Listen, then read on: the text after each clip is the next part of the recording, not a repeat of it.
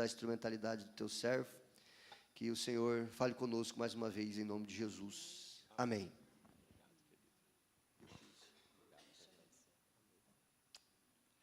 Bom dia, irmãos. Graça e paz. É uma manhã especial. Domingo, você sabe que o nome domingo significa do Senhor. Primeiro dia da semana. Eu não sei se vai soar meio religioso, mas eu tenho um apreço muito grande pelo dia do domingo, né? Assim, a gente acorda lá em casa, é um ritual. Então eu acordo mais cedo, o dia é minha responsabilidade, é lá na cozinha, então eu acordo, desço e preparo o café, ajeito as coisas, aí vou lá em cima, dou um cheiro nas meninas, quando as duas estavam lá, porque agora já casou uma, aí dou aquele cheirinho nelas, vou lá, dou um cheirinho em Fernanda, e aí já dou um cheiro depois de ter tomado um café. Aí elas dizem assim: pai, que café cheiroso. Isso é amor, né, gente? Até o bafo do café, elas dizem que é cheiroso. E aí elas descem, está tudo pronto lá, a mesa, pão de queijo, o café pronto, às vezes um bolinho, uma torradinha, banana da terra. Não sei se vocês conhecem banana da terra aqui, né? Conhece? Pois é, banana da terra é uma coisa que não falta em nossa mesa. É uma coisa maravilhosa. A gente come banana da terra frita, cozida, come ela com purê, come ela com a farofa de carne frita, carne seca. É uma iguaria maravilhosa. E aí, todo mundo preparado, vamos ao culto. É o primeiro dia da semana. A gente acorda e, né, a gente chega assim na igreja, esse tempo maravilhoso, e aí você olha para o céu, vê o céu azul, poucas nuvens. Outro dia você olha para o céu, vê o céu todo nublado, chuva, e tudo é bênção de Deus, tanto o azul quanto a chuva, e você fica feliz e vai para a igreja, cultua o Senhor coletivamente. A semana é outra, a semana é outra. Eu amo o domingo pela manhã, é um dia que eu acordo assim mais animado, ainda que cansado, mas animado, porque tudo vai começar a partir daquele dia, daquela semana. A gente vai ter pela frente uma semana intensa, mais uma semana cheia da presença de Deus, porque nós buscamos o Senhor no primeiro dia da semana, logo de manhã, e a gente vai para casa feliz, almoça, dá aquela descansada. Quem é fanático assiste o futebol, os gremistas, né? Quem é sofredor fica no Inter. Quem é triste fica lá chorando pelo Chapecoense. E quem é brasileiro não desiste nunca. E quem é crente vai para o culto à noite. Aí, amém, irmãos? É bom demais. Irmãos, olha, a nossa alegria é imensurável. Sem palavras, embora, né, expressamos-las. Mas ontem eu fiquei tão feliz aqui, me senti tão bem chegando à igreja e a recepção dos irmãos, os gaúchos que chegam lá, e dá para a gente o chimarrão, né, Fernanda? Aí, compartilhando a cuia aí com todo mundo, que maravilha, né? E eu, hoje de manhã, eu fiquei observando vocês, realmente, vocês não sabem o que é frio, não, né? Gente do céu. Eu estava gelando lá na casa do Cassol. Meu Deus do céu. Cheguei aqui, está todo mundo assim, sem manga, poucos. Eu digo, gente, esse povo não sente frio, não. Não é?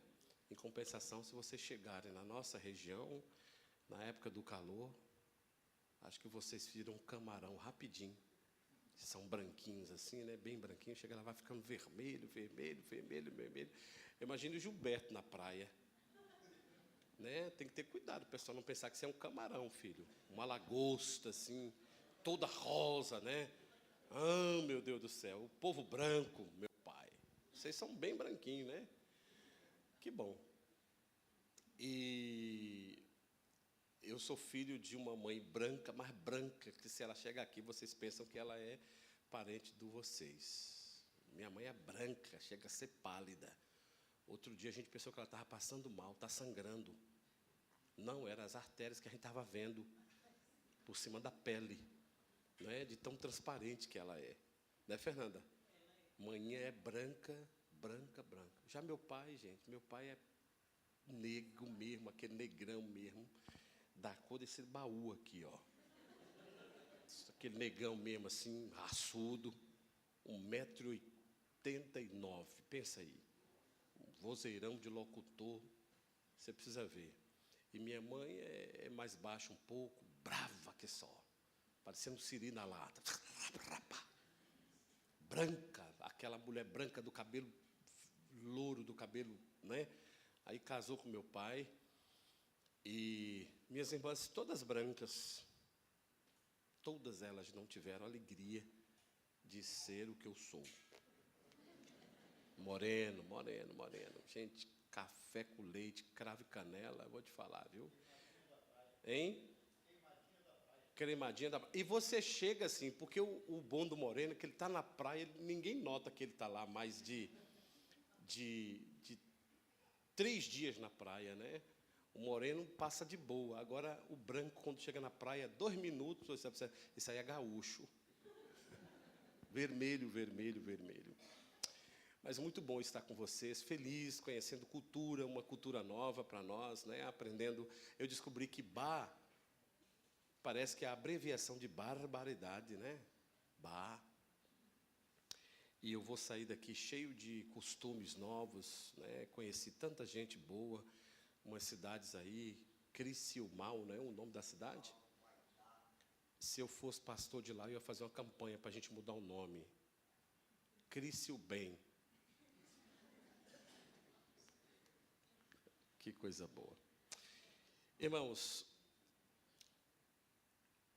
o que eu vou compartilhar com vocês pela manhã não é a mesma da noite, mas eu quero, ainda que de modo sucinto, compartilhar com vocês uma mensagem que Deus falou muito no meu coração durante muitos anos, e essa mensagem acabou virando livro, baseada em Atos. Então, eu quero que você leia comigo, abra sua Bíblia em Atos, capítulo 27, verso 9 a seguir. Atos, capítulo 27, verso 9 a seguir. E eu vejo vocês todos aí, a maioria com a cuia, tomando um chá, né? Na igreja eu fico pensando, como seria o baiano, né, Fernanda, se a gente comesse acarajé no culto? Eu acho que não seria uma coisa legal, porque o cheiro do acarajé é muito forte, né? O cheiro do dendê. Não, ia ter guardanapo. O chá é mais clássico, né?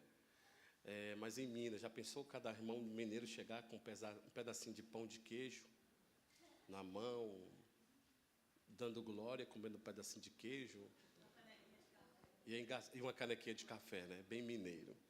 Esse país é maravilhoso. O texto diz assim, irmãos, Atos 27, do 9 a seguir. Depois de muito tempo, tendo se tornado a navegação perigosa e já passado o tempo do dia do jejum, admoestava-os Paulo, dizendo-lhes: Senhores, vejo que a viagem vai ser trabalhosa, tanto com dano e muito prejuízo, não só da carga, mas também do navio. Não só da carga do navio, mas também da nossa vida. Mas o centurião dava mais crédito ao piloto e ao mestre do navio do que ao que Paulo dizia. Não sendo próprio o porto próprio para hivernar, a maioria deles era de opinião que partissem dali para ver se podiam chegar a Fenícia e aí passar o inverno, visto ser o porto de Creta, o qual olhava ou dava para o nordeste e para o sudeste. Soprando brandamente o vento sul, e pensando eles ter alcançado o que desejavam, levantaram âncora e foram costeando mais de perto a ilha de Creta. Entretanto, não muito tempo depois, desencadeou-se do lado da ilha um tufão de vento chamado Euroaquilão, e sendo o navio arrastado com violência, sem poder resistir ao vento, cessamos a manobra e nos deixamos levar. Que eu diminua e o Senhor cresça. Evidentemente, nós vamos falar outras partes do texto, mas faremos durante a reflexão. Esse é um texto extraordinário. O apóstolo Paulo havia sido preso e levado para ser julgado pela corte do Sinédrio, a Câmara dos Juízes de Jerusalém. A acusação era que ele estaria pregando uma proposta que feria os princípios judaicos, em que pese a ressurreição de Jesus Cristo.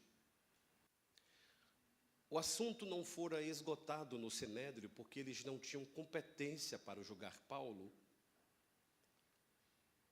E aí o Sinédrio agora envia a causa, o processo de Paulo para a instância estadual.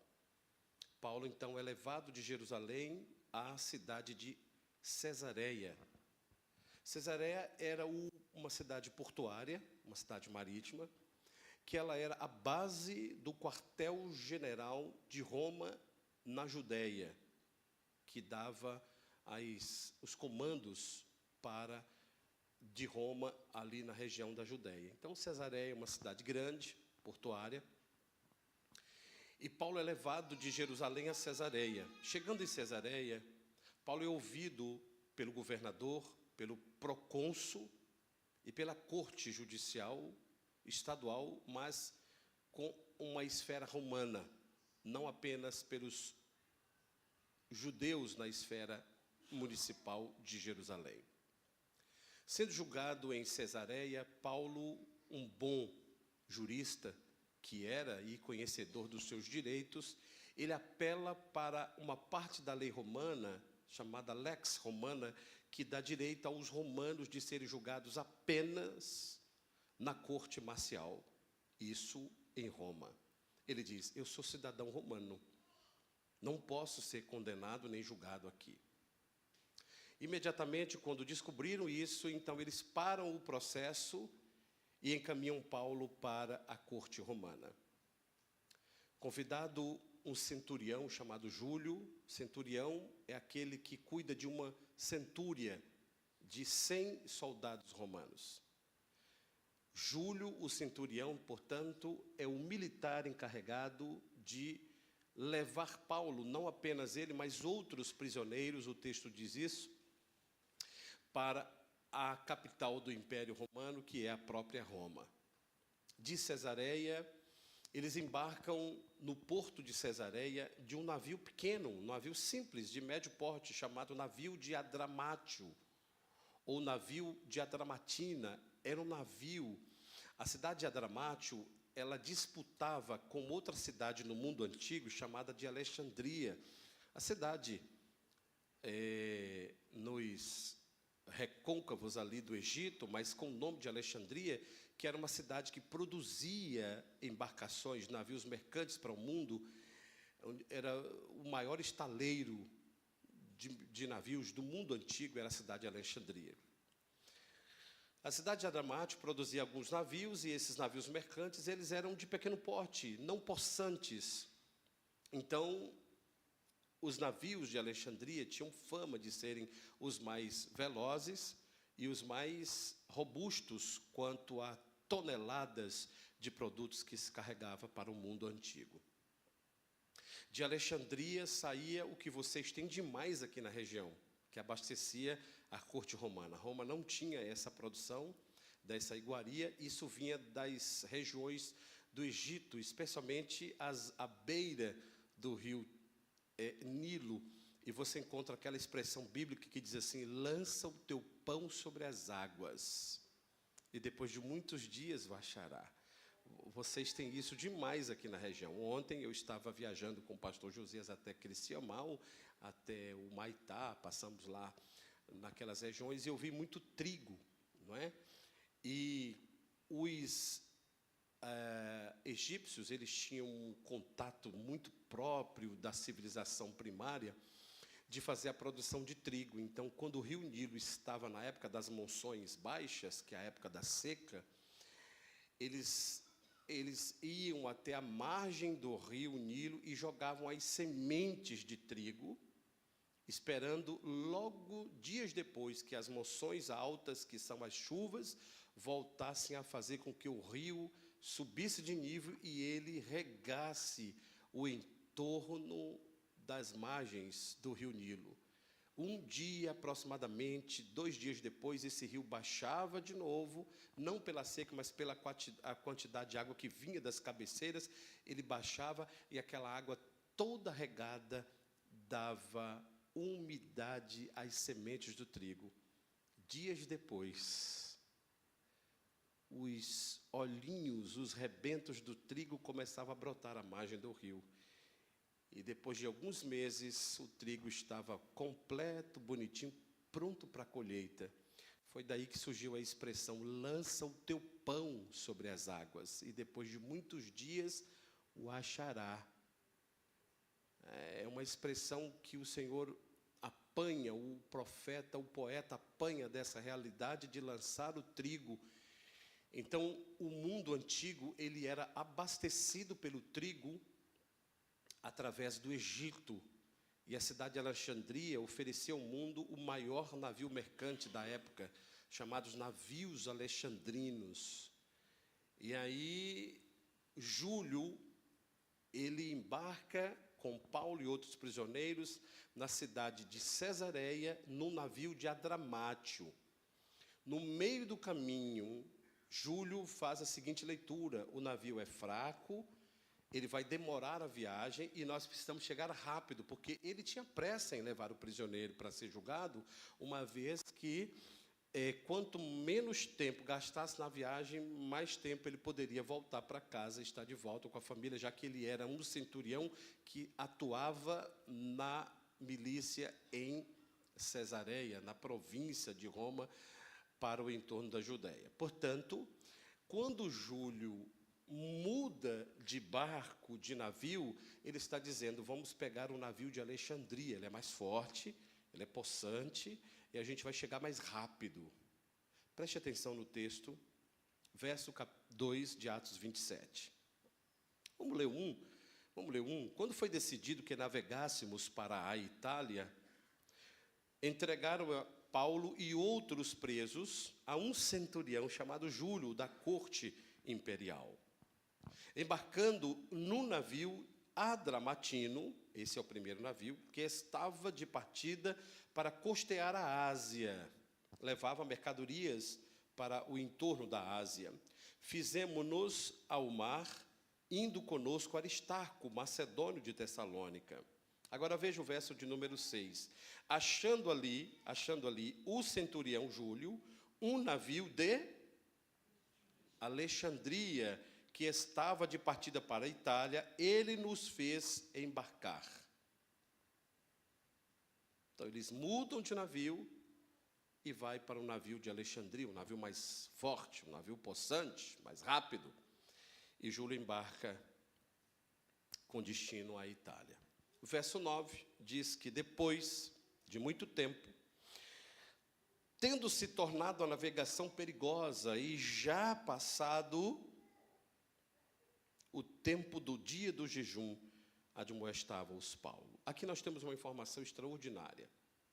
O dia do jejum, ele acontecia era uma semana, poderia durar até 15 dias, os judeus faziam isso muito comumente, e esse jejum, que acontecia em 4 etapas, essa etapa, ela deu aí, nesse período, o dia do jejum, que é um dia especial, só era realizado a partir do dia 10 até o dia 20 de setembro.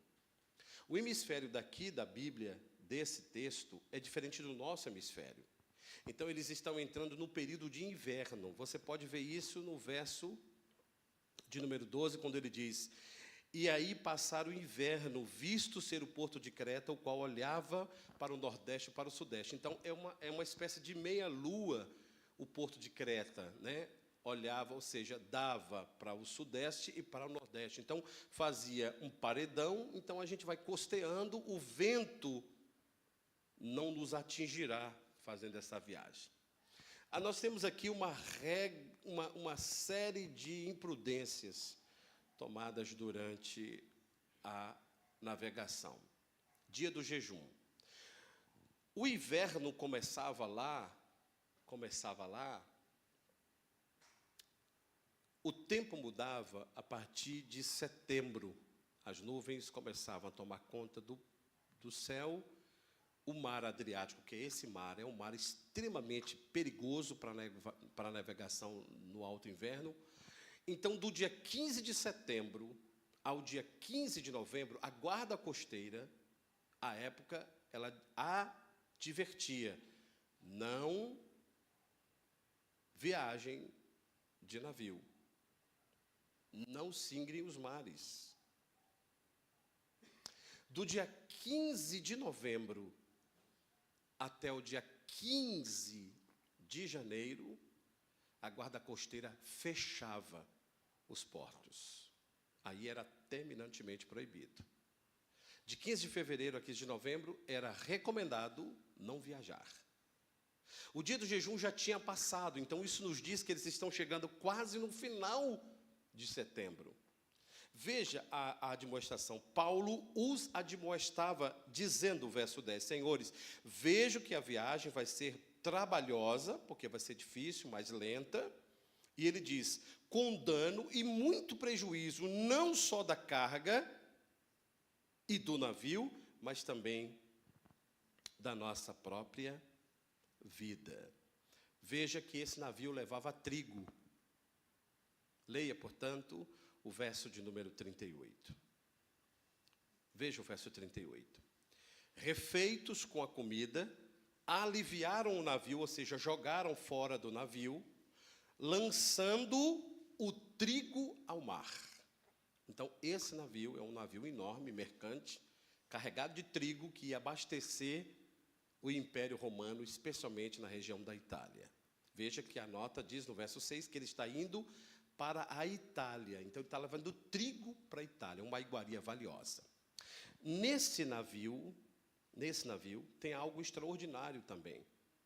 Normalmente, quando você viaja de avião, você sabe que tem o piloto, o copiloto, a tripulação ali, mas você não sabe quem é o dono da empresa. Normalmente, a gente não sabe quem é que viaja conosco. Esse navio tem o piloto do navio, normalmente, né? Mas ele também tem o dono do navio, que o texto chama de mestre do navio. Veja o verso 11. Mas o centurião dava mais crédito ao piloto e ao mestre, leia-se ao dono do navio, do que o que Paulo dizia. Aqui tem uma nota de rodapé valiosa.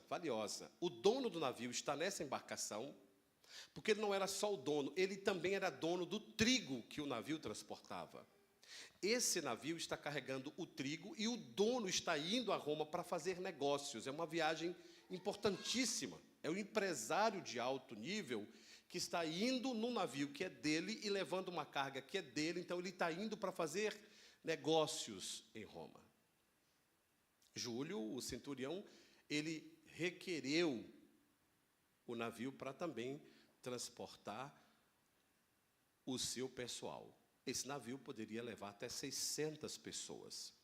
Quando a gente olha no texto, a gente vê que ele levava 270 pessoas. Vejamos o texto quando diz no verso 37, ele diz: estávamos no navio 276 pessoas ao todo.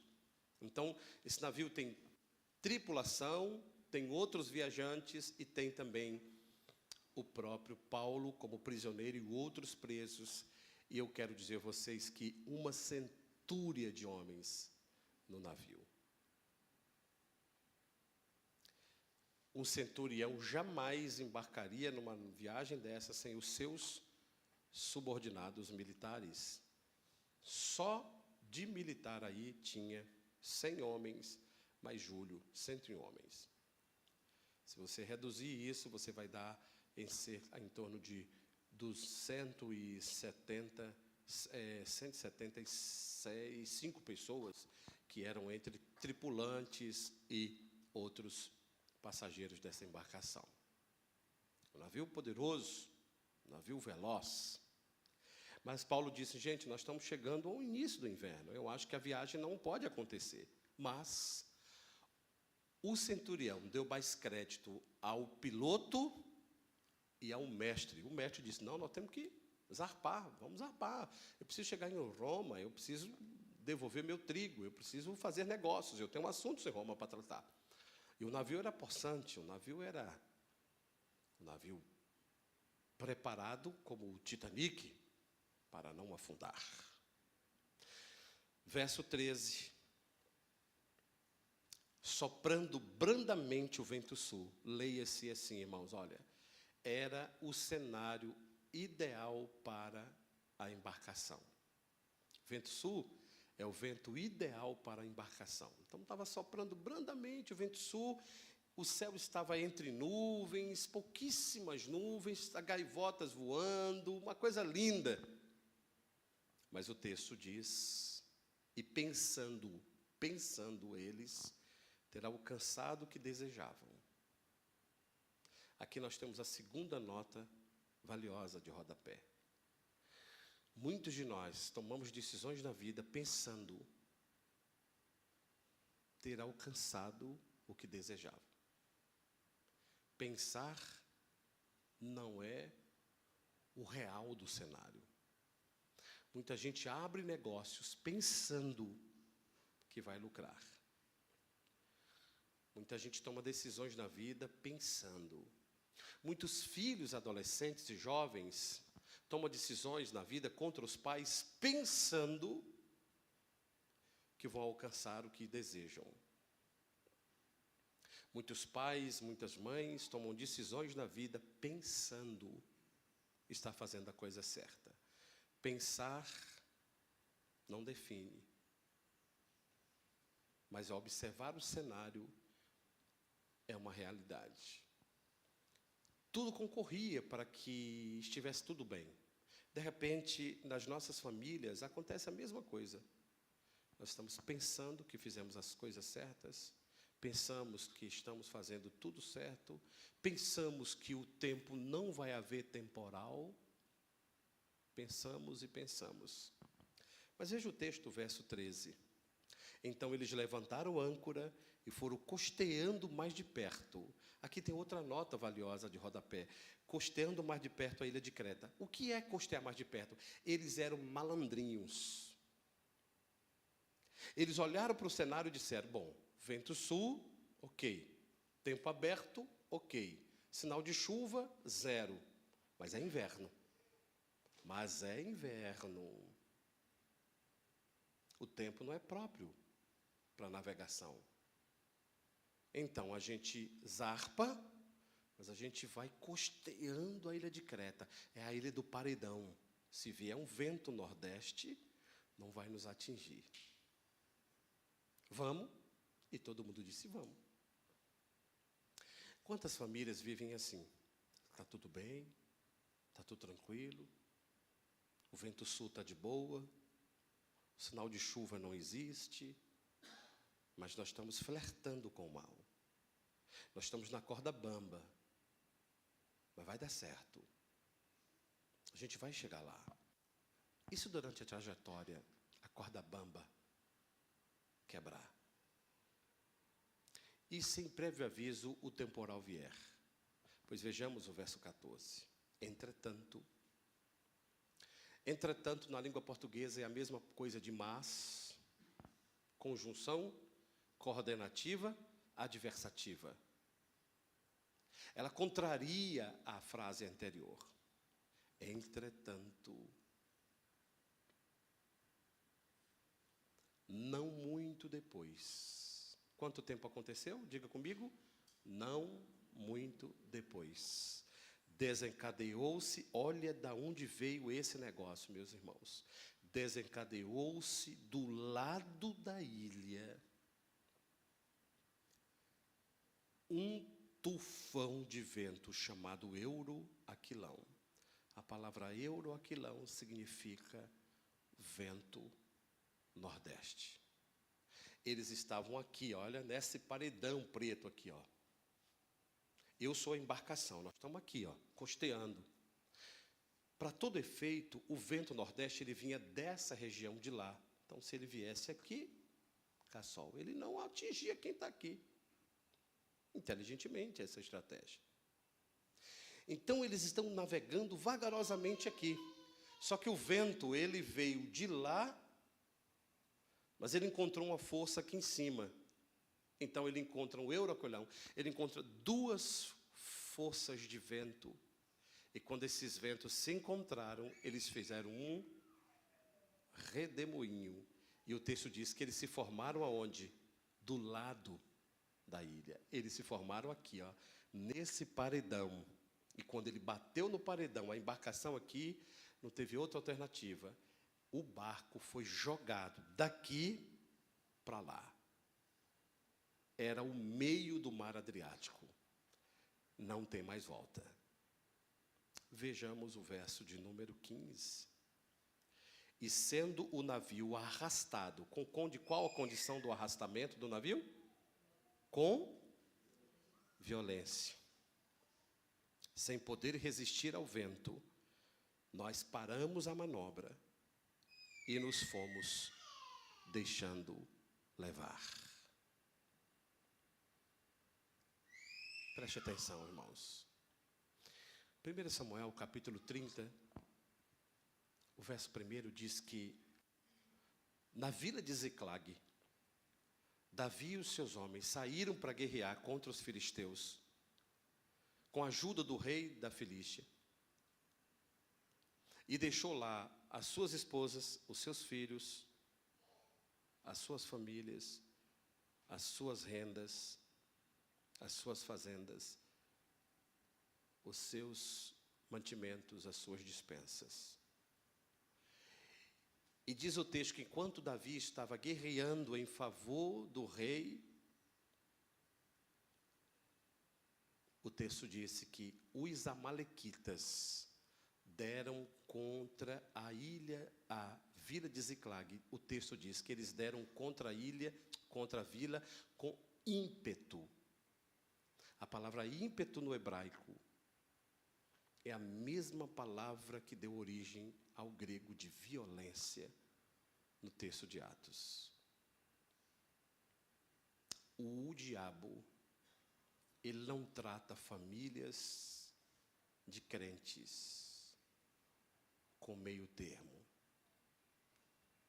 Ele trata famílias de crentes com ímpeto, com violência. O tufão de vento não foi acalentador, ele foi brutal.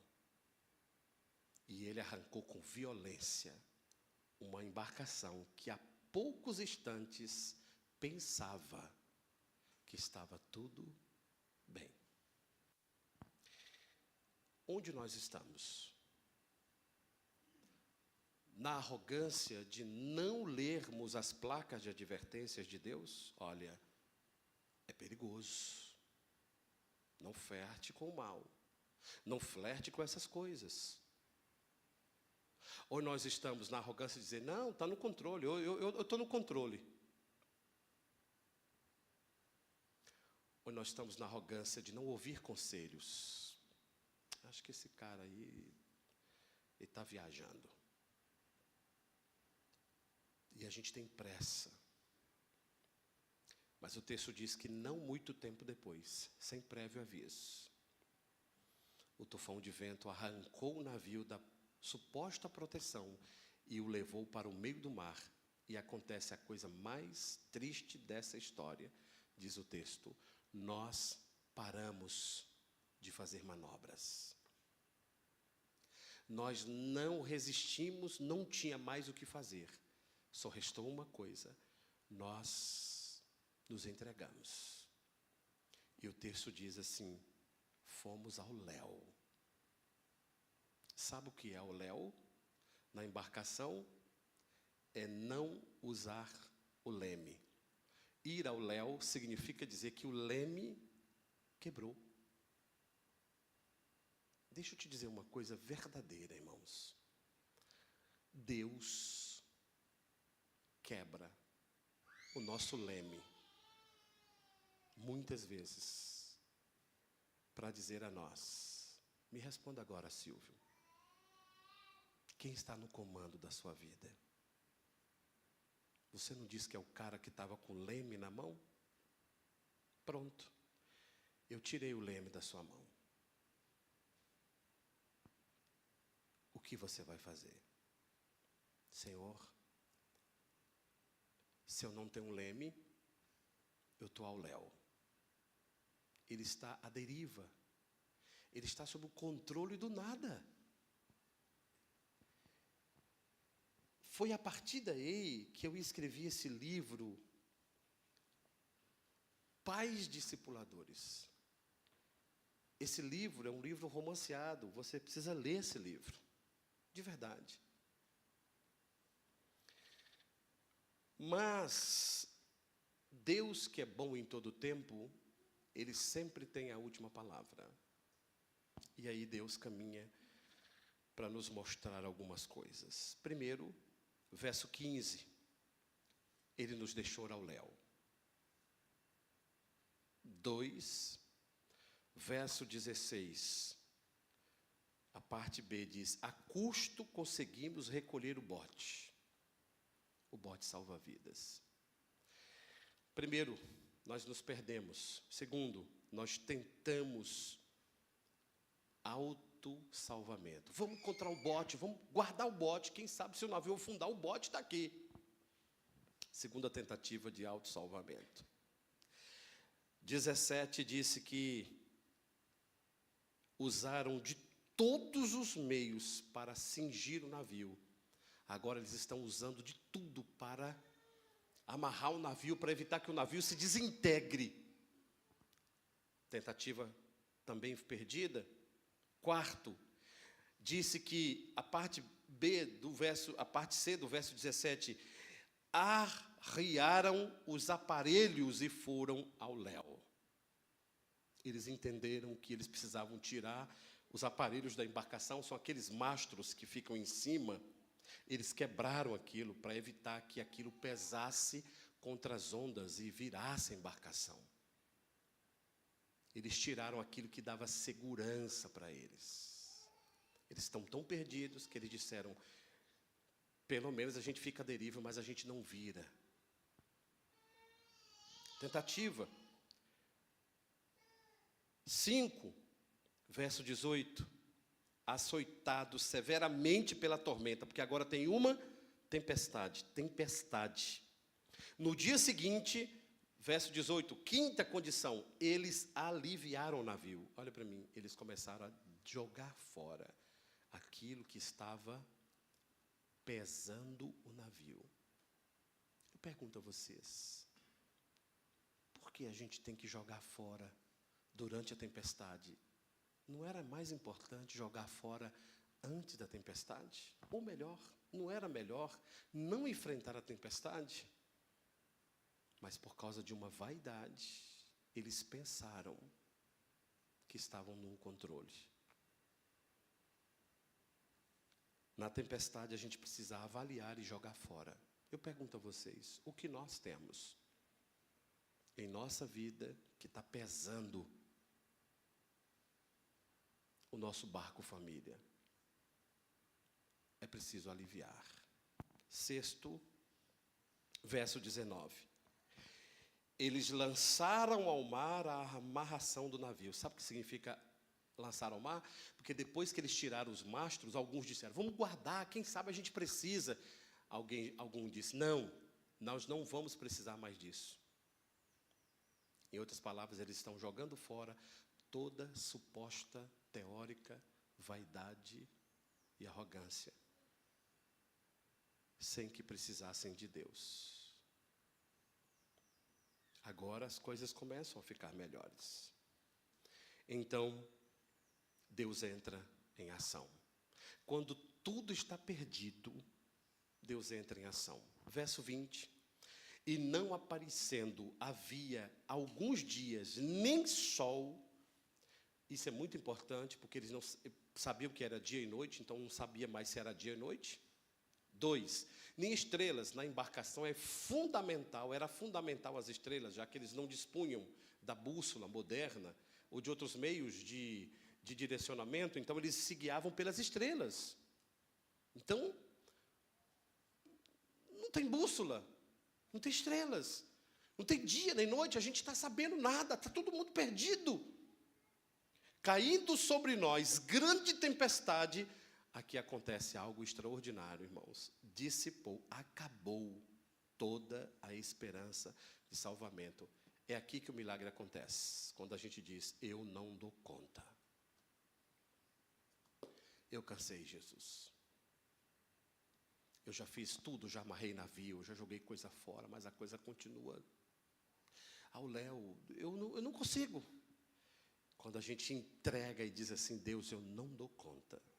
Ele diz, bom, agora você está pronto. Lembra de Pedro? Tu me amas? Mas,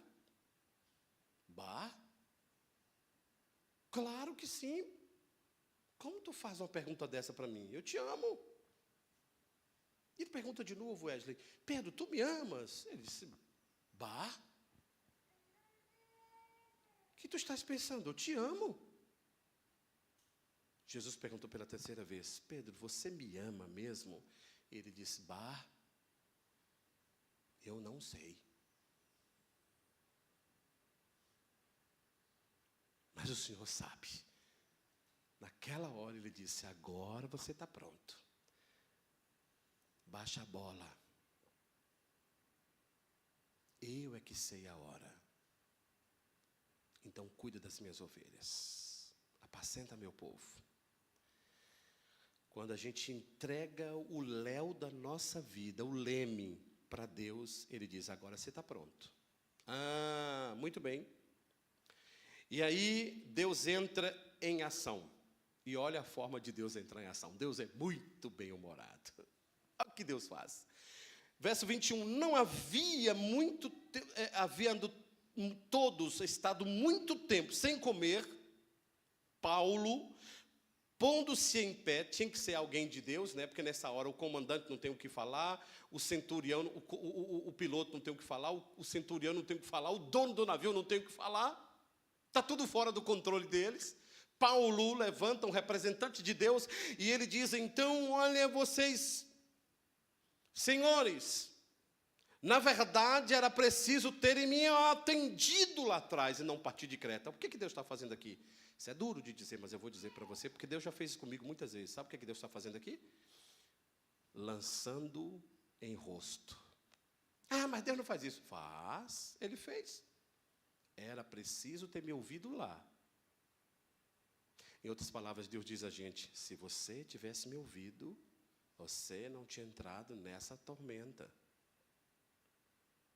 Mas já que você escolheu entrar achando que estava tudo bem, eu vou te ajudar, mas eu preciso lançar em rosto. Você não faça isso de novo. Deus lançou em rosto. Segunda coisa que Deus faz, verso de número 22. Mas agora vos aconselho, bom ânimo, porque nenhuma vida se perderá de entre nós, mas somente o navio. Talvez navio não seja tão próprio para nós, mas avião sim. Aí nós temos aqui um comandante da aviação. Imagina, meu caro Gilberto Cassol, você está voando aquela velocidade que você chama de cruzeiro, tudo bonito, e de repente o comandante com aquela voz, né? Senhores passageiros, bom dia. Aqui quem fala é o comandante Cassol, da cabine de comando. Quero dizer a vocês todos que o avião vai cair. Mas não se preocupem, aqui está a bordo um pastor e ele disse para nós que ninguém vai morrer. Sejam todos muito bem-vindos à queda. Experimente os nossos vinhos, o uísque e os canapés. Depois da queda eu volto falando mais sobre o nosso pouso. Nessa altura você já está descabelando. Não, me diga. Irmãos, sejam sinceros. Cassol, uma notícia dessa para um passageiro, como que a gente reage? Fala para mim, irmãos. É desespero. Foi isso que Deus fez. Deus levantou Paulo, Deus diz que ele pôs-se em pé, subiu talvez uma daquelas máquinas da ponte, que chama-se de comando, e disse: senhores, eram para ter me ouvido lá, mas já que não ouviram, Deus mandou dizer a você o seguinte: o navio vai afundar, mas ninguém vai morrer. Palavra mágica, diga comigo: bom ânimo. Tenha um bom ânimo. Jesus disse: no mundo tereis, mas sorria. O pregador é da Bahia. Já pensou que coisa boa, irmã Denise? Então Deus, ele tem um senso de humor de nos tratar na tempestade. Está tudo doendo, está tudo difícil, doutor. E ele disse assim: não, meu filho, calma, sorria. Levanta, vai para a igreja, cante, tome café da manhã. E quando alguém perguntar para você como é que vai, a senhora comadre, e ela disse: vai tudo bem, o menino está morto em casa. Hein? Já pensou, irmãos, que bom humor? Pensa, é ou não é?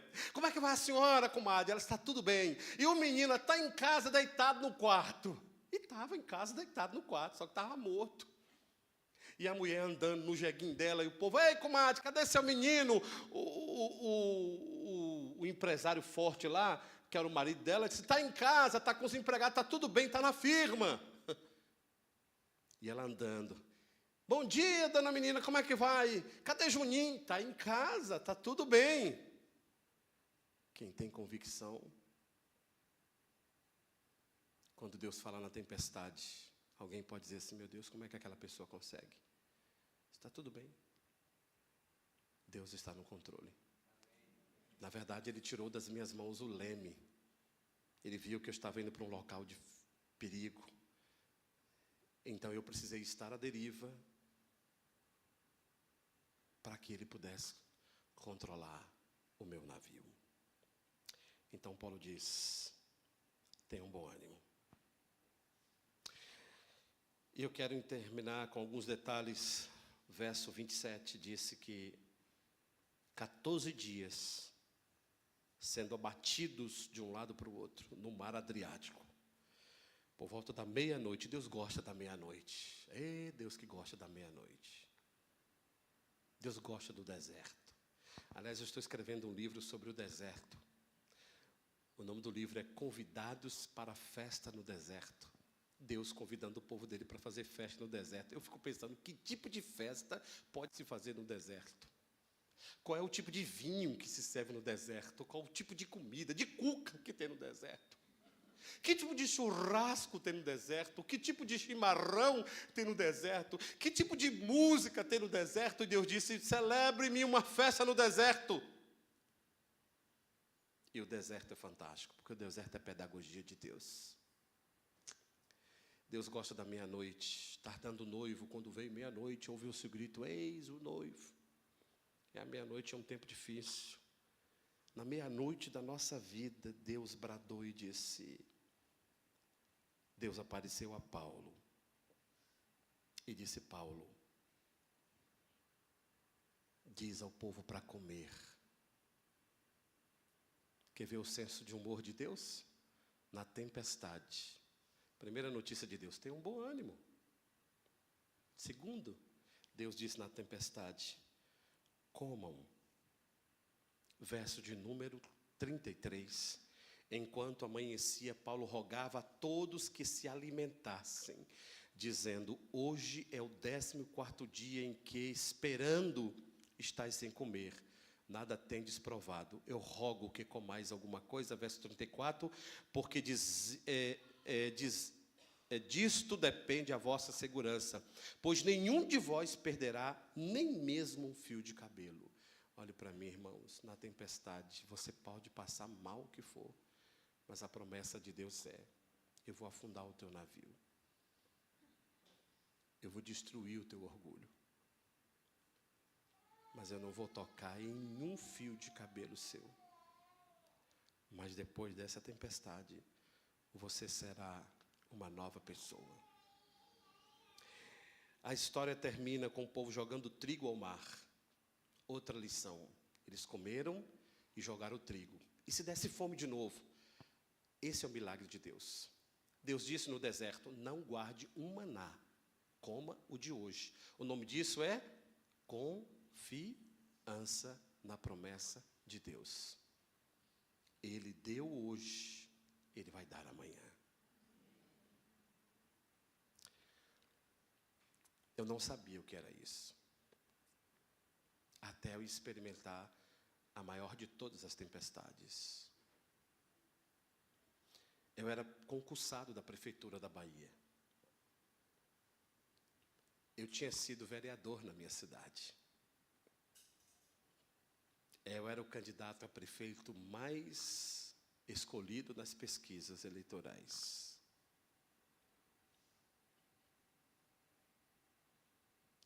Fernanda tinha parido a nossa primeira filha há pouco tempo. E eu era pastor. O candidato mais avaliado nas pesquisas para a prefeitura. O prefeito estava maluco apoiando a gente. Silvio, nós vamos ganhar de goleada. Eu era professor da cidade, o diretor da escola, o queridinho das massas, o pastorzão. Até que o Senhor nos diz, prepara a mobília em Ezequiel para mudares de país. Deus me deu um sonho. O mesmo sonho, na noite seguinte, Deus deu a Fernanda. Então nós lemos a vontade de Deus. Vamos embora. Vamos para o Rio de Janeiro. Mas como você vai? Você é o cara. Eu saí do da Bahia, concursado, com dinheiro, com o futuro cargo do chefe do município. Arrumei as malas e fui para o Rio de Janeiro. Eu, Fernanda e Priscila. 9 meses, Priscila. Chegamos lá, a reserva acabou. O emprego não veio. E numa noite de sábado para domingo, eu estava lendo a revista de EBD, porque o pastor da igreja me pediu para que eu desse aula na classe dos homens na manhã daquele dia, domingo seguinte. E sábado à noite, a Priscila, com 1 ano e 3 meses, mais ou menos, falava tudo, cabelo encaixado, a chupetinha do lado, mamãe, eu quero meu leite. Só que não tinha leite. Não tinha salário. Não tinha dinheiro. Eu estava ao léu. A minha arrogância estava toda questionada. 9h40 da noite, o celular toca. Não, aí Fernanda disse a Priscila, minha filha, pede a papai do céu que ele vai mandar.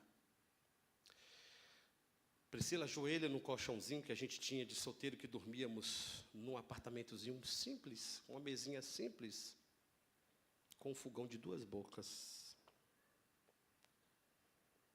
Porque fomos ao Rio, como fomos, é uma história para outro dia. E Priscila ajoelhou e disse, papai do céu, eu quero um banho, eu quero meu leite, em nome de Jesus, amém. Pronto, mamãe, eu já olhei. Espera. Fernanda olhou para mim, eu olhei para Fernanda, o coração partido.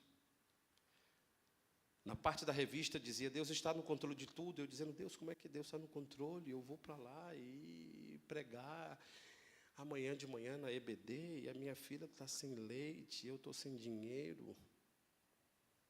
Eu devo voltar para estar com a minha mãe, com meu pai. 9h40 o celular toca. Um diácono da igreja. É um pastor baiano? É. Pastor, eu quero visitá-lo. Portanto, venha, irmão. Ponto final, 247, Camarista Meia, Rio de Janeiro.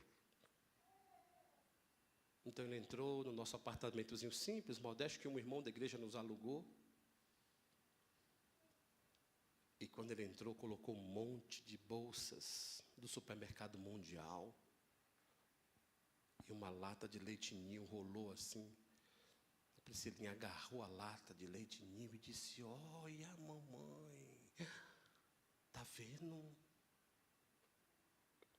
Papai do céu mandou. Faze o meu leite. Nós choramos. tocados. Um outrora vereador, o candidato a prefeito da cidade, o diretor bem-sucedido, o queridinho das massas, num apartamento simples, num colchonete, e Deus dizendo: eu que te sustento, eu é que faço. Aquele dia eu tive convicção de que o ministério pastoral não era uma alegoria, ou uma espécie de trampolim para a vida, mas era algo específico, Deus dizendo para mim: eu tenho para você um novo navio, mas eu quero afundar esse que você está. E ele disse: eu estava orando de pijama, e o Espírito de Deus me incomodava para vir aqui trazer. E eu via vocês sempre na igreja, bem vestidos, arrumadinhos, não estão precisando, deitei, e aquilo me incomodou. E eu falei com a Eunice: Eunice, eu preciso ir lá visitar o baiano, então bora. E quando chegou lá, ele tinha um filho especial, de 10 anos, e ele disse que no mercado ele colocava um frango, o menino colocava outro. Ele tirava o frango, o menino gritava, chorava, esperneava. Eles são muito educados, muito assim, recatados. E para não gerar escândalo no mercado, ele disse: nunca mais vou vir no mercado com esse menino. E olha, pastor, que a gente não vai ao mercado com ele. Mas ele colocava 2 latas de leite, o menino colocava 2. Ele colocava um pacote de pão, o menino colocava outro. Para não fazer barulho, deixa o menino botar. Pagou a conta em dobro. E na noite daquele dia, sábado, enquanto ele orava, o Espírito Santo dizia para ele: leva essas coisas na casa do baiano. E eu disse a ele: Deus me chamou de baiano? Nós experimentamos isso. Durante 3 anos eu fiquei conhecido no Rio como pregador da lata de leite. Quando as tempestades na nossa vida chegam, Deus tem um propósito de fazer delas bonanças. E sem nenhum acordo nós cantamos hoje: traz vida ao sepulcro, festa ao luto. Ele transforma o luto em festa.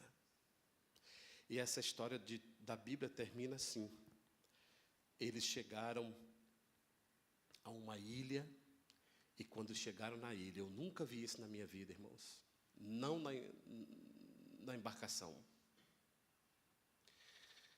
O navio encalhou num banco de areia, e ele desintegrou ao chacoalhar das ondas. E os destroços do navio serviram de salva-vidas. Deus sabia que se esse navio naufragasse no alto mar Adriático, não sobrava nem a alma para dar notícia. Mas Deus levou um navio ao léu para encalhar no banco de areia de uma ilha chamada Malta, cujo significado é mel. Deus transformou a amargura daquelas noites frias em mel. E quem estava com pressa, olhe para mim, quem estava com pressa do navio possante, passou 3 meses de inverno na ilha de Malta.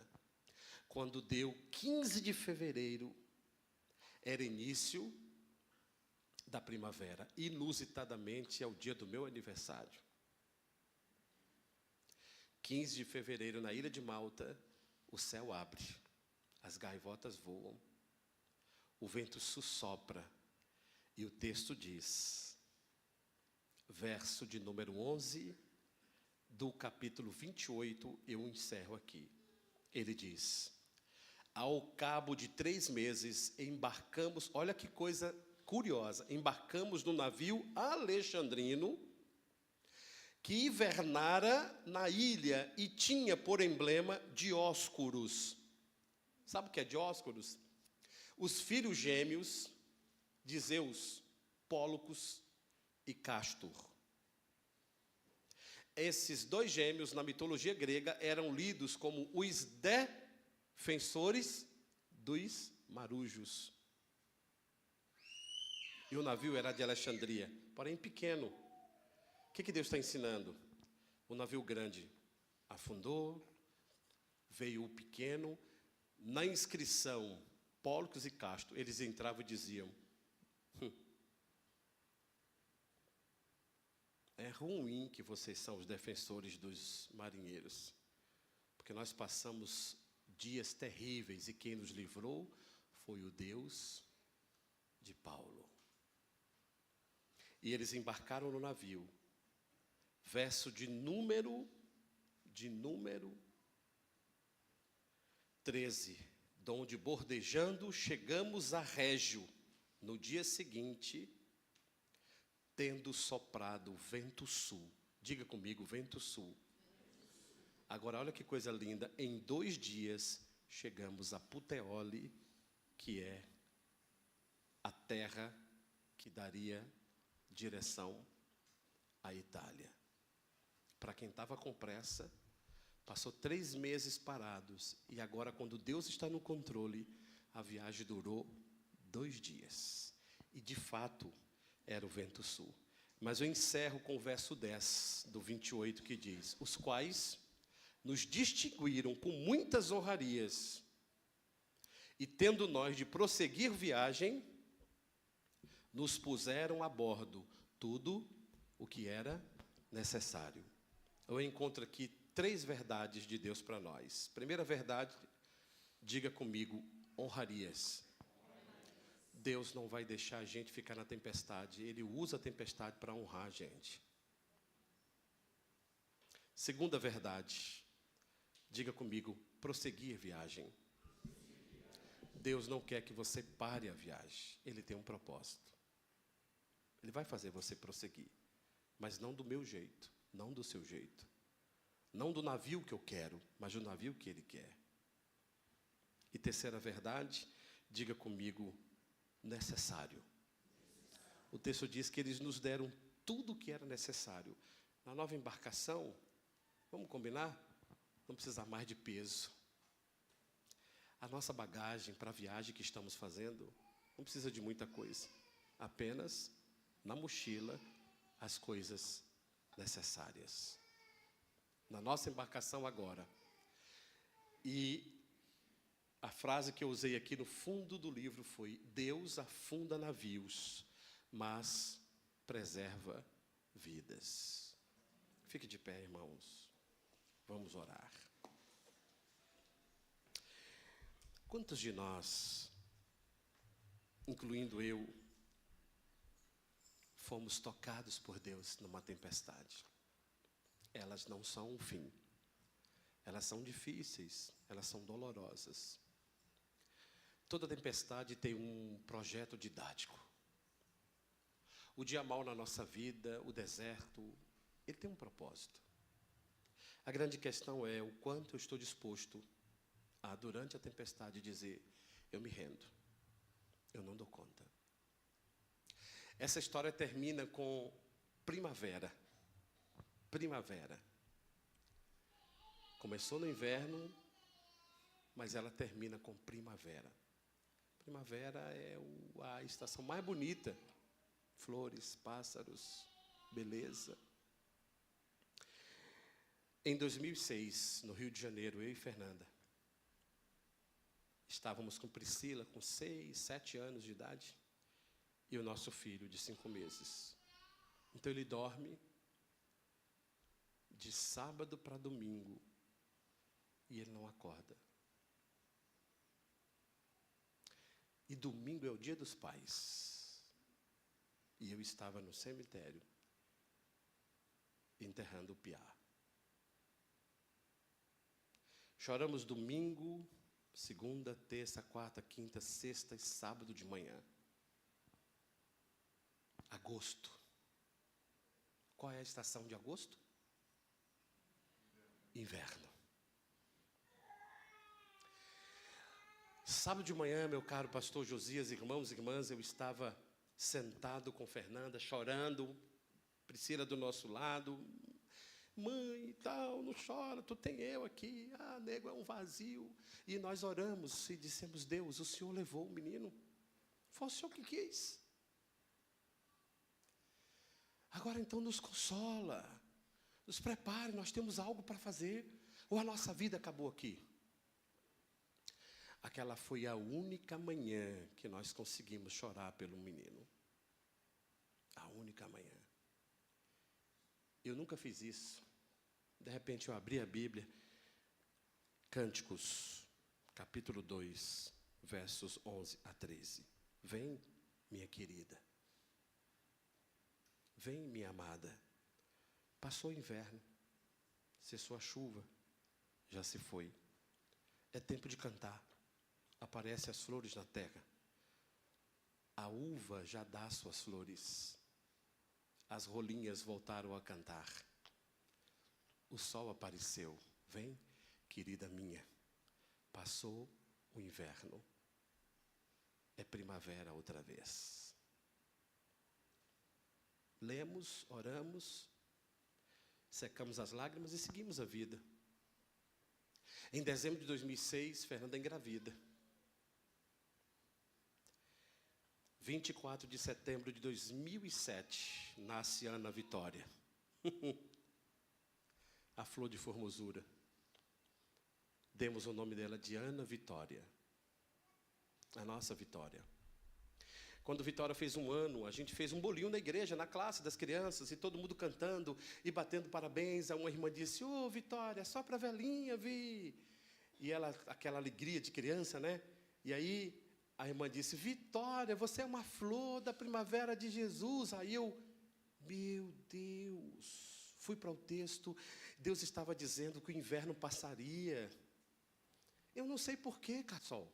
Por que levou? Não sei, Josias, pastor querido, não sei, mas ele levou. Essa é a vontade de Deus.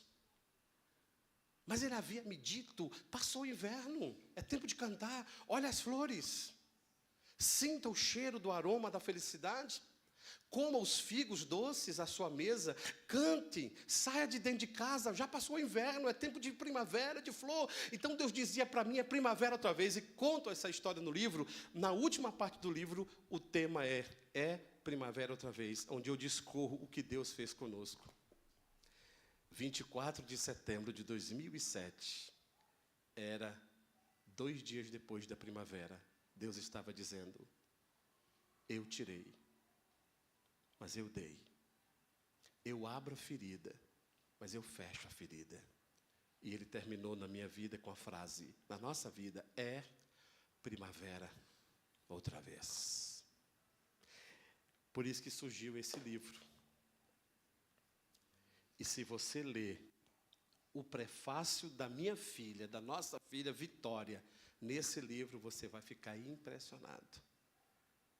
As palavras que ela diz. Meu pai me contou as histórias do Deus que mora nas nuvens. E aos 18 anos ela pôde escrever esse prefácio dizendo, como eu fui feliz ao ouvir as histórias de um Deus que mora nas nuvens, mas que mora em nosso coração. Deus nos fez muitas tempestades. Nós passamos muitas lutas. Vitória, com 8 meses, foi acometida de uma doença chamada celulite periorbital, que eu nem sabia o que era. Inchou os olhos dela e a médica chamou a gente e disse, olha, é celulite periorbital, deu no sangue, ela vai ficar cega e vai ficar meia lelé da cuca. E não tem cura. Isolou Vitória e Fernanda numa ala do hospital, onde tinha crianças sem braço, crianças sem perna, porque foram amputadas e tal, e a gente orando, Deus e tal, aquele negócio todo. Dia 1º de junho, o aniversário de Priscila. Priscila, pai, eu quero ver minha irmã, quero ver minha irmã. Naquela noite, irmãos, Deus foi profundamente forte ao nosso coração. E Deus diz, a tua filha, que está no hospital, que parece estar cega, eu faço uma grande obra, de modo quando for contada, muitos não crerão, mas é a minha mão que está agindo. Na manhã de domingo, dia 1º de junho, eu chego no hospital para levar Priscila para ver Vitória, pelo menos pelo vitrô. Fernanda me liga, 7h15 da manhã, eu descendo do ônibus. Nego, vem buscar a gente, nós estamos de alta. Como assim? Quando chegou lá, ela te explica. Quando a gente desceu, Fernanda disse que meia-noite, horário que Deus falava comigo em oração. Eu clamando a Deus, chorando pela vida da minha filha. Não é possível, o Senhor nos deu a primavera e agora vai tomar assim? Fernanda disse que a médica chegou lá no hospital e disse, vamos fazer um exame de sangue. E fez exame de sangue das crianças todas. Quando chegou de Vitória, disse, mãe, essa menina tem que ir embora amanhã cedo. Essa criança nunca teve e não tem celulite periorbital. Não, doutora, mas nós temos o exame aqui. Pode ter sido, minha filha, mas eu vou te falar uma coisa. Pode ser milagre, ser outra coisa, mas amanhã de manhã, na primeira hora, sai desse ambiente. Isso aqui está contaminado e essa criança não pode ficar aqui. E eu peguei Vitória 8h30 da manhã com Fernanda no hospital, o olhinho ainda inchado, a gente tem essa foto lá. Quando deu 11 horas da manhã, o olho de Vitória estava completamente desinchado, irmãos. Nós vivemos coisas dessa natureza. Mas ele afundou o meu barco. Para que eu pudesse pegar um navio pequeno, mas com coisas necessárias. O que você está levando em sua bagagem? Jogue fora, alivie e carregue apenas o necessário. Feche os seus olhos, curve sua cabeça. Deus, nosso Deus, Deus de Israel, Deus de Isaac, Deus de Jacó e nosso Deus. Como foi bom poder enfrentar as tempestades. Como eu aprendi, como nós aprendemos, que todas elas têm um propósito. O Senhor preservou a nossa vida. O Senhor nos livrou de assaltos, de mortes, de lutas. O Senhor nos livrou da fome. Oh Deus, como é bom saber que toda tempestade que nós enfrentamos tem um propósito. Nós jogamos fora tantas coisas, nós afundamos o nosso navio. Se aqueles marinheiros chegassem em Malta, Senhor, com o navio deles, eles diriam, nós passamos um maior vendaval, mas o navio está intacto. Mas o Senhor quebrou o navio, afundou o navio, destruiu o ponto de vaidade, para que todos pudessem ver que só o Senhor é capaz de fazer isso. Sustentar homens frágeis como nós, especialmente a mim, Senhor. Como é possível eu servir a Tua igreja, ir ao ministério pastoral? A mão do Senhor fez isso. Eu sou um vaso de barro, Senhor, e aprove a Ti usar esse vaso como honra, porque o Senhor nos disse que nos dar honras. E o Senhor nos disse que a nossa viagem tem um prosseguimento, tem um projeto, tem um propósito. Estamos aqui, Senhor, indo em direção à Cidade Santa. E por último, nós aprendemos que em nossa bagagem, apenas o que é necessário. Ajude os meus irmãos, Senhor, a entender que todas as possíveis perdas, elas tiveram um propósito. E o Senhor tira para dar aquilo apenas necessário. Portanto, nós cantamos, não há nada, nada melhor que o Senhor. Nenhum navio possante é melhor que o Senhor. Nenhum dos nossos pensamentos é melhor que o Senhor. Nenhuma possível suposta candidatura é melhor que o Senhor. Por isso nós nos derramamos na Tua presença e dizemos ao Senhor, nós amamos o Teu Filho Jesus Cristo, que se fez pecador por nós e nos resgatou. E agora vivemos para cantar